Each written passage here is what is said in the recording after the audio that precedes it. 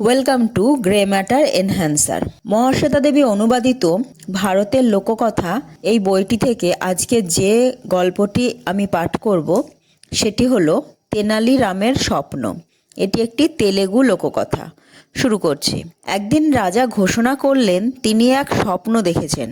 বুঝলে হে তেনালিরাম, তুমি আর আমি, শুধু আমরা দুটিতে একটা নতুন জায়গায় যাচ্ছি।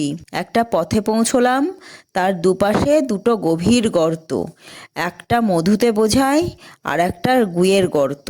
পথটা বেজায় সরু, আবার আমাদের পেরোতেও হবে। পা টিপে টিপে যাচ্ছি দুজনেরই পা পিছলে গেল। আমি পড়লাম মধুর গর্তে, তুমি পড়লে গুয়ের গর্তে। সভাসদরা যত হাসে তত হাততালি দেয়। হতভাগা তেনালিরাম অন্তত স্বপ্নে যেমনটি শাস্তি পাওয়া উচিত তা পেল তো। তারা বেজায় খুশি।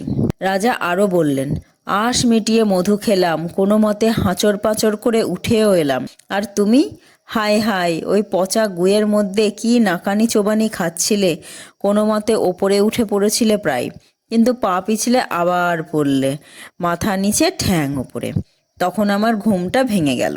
সভাসদরা হেসে খুন। তেনালিরামের মুখে হাসি নেই, কিন্তু সকালে সে রাজসভায় হাজির।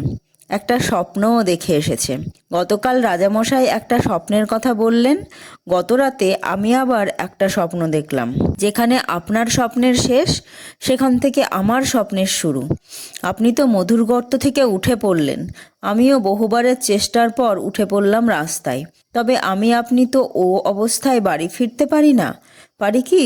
তাই জিভে চেটে আপনার গায়ের মধু আমি সাফ করলাম, আর জিভে চেটে আপনিও আমার গা সাফ করলেন। আজকের গল্প এটুকুই। আবার দেখা হবে পরের ভিডিওতে।